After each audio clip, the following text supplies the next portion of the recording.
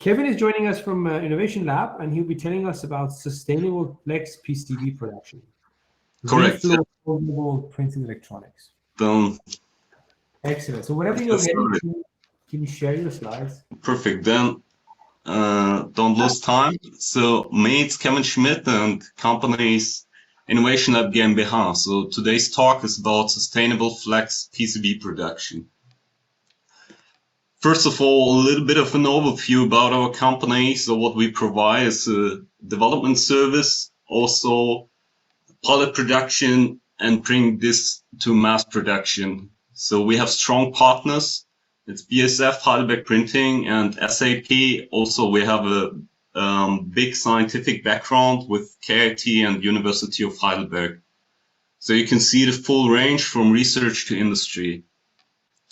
So what do? We do printed electronics, mostly printed sensors. Here are the technologies shown that we are using. It's inkjet, screen, and roll-to-roll printing. And usually the goal is to bring it to the roll-to-roll production in large scale.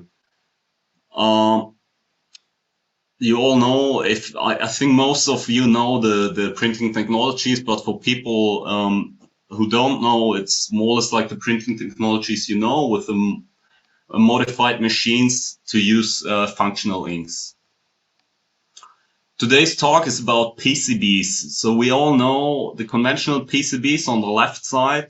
It's not really printed. It's just a subtractive process, as we know from semiconductor manufacturing as well. And here, so one can see there are a lot of steps, and what's the big disadvantage of those steps? It's the material waste. So we have a lot of material, and more the companies in the world is caring about those materials. Also the water consumption and the etching process is very toxic, polluting, and chemicals, and choose of substrates. So if we go for the printing process, we have very thin flexible substrates.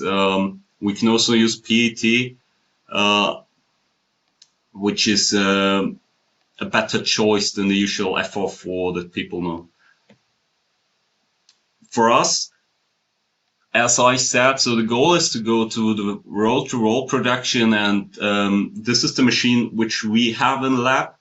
We have the same machine, even larger in Heidelberg printing technology, to scale it up even more. So here we can do small productions of a few kilometers. This is for us not a lot. And let's have a look on the inks that are printed for those flexible PCBs or those printed PCBs. As you or some people of you know, who don't know, silver is commonly used for printed electronics as a conductor. It's proven and it's stable. The disadvantage, okay, it can't be soldered. It's not solderable, so you can't use it for PCBs. It's used for, as we do, for sensors, for photovoltaics, a lot of more application, but it can't be used for solderables. So the alternative, what a strong partner of ours is Copprint, and they sell reflow-solderable copper inks. What's the advantage? As you can see in the table, it's much cheaper and the carbon footprint is a lot better. And as I said, it's solderable. So let's have a look how the production looks like.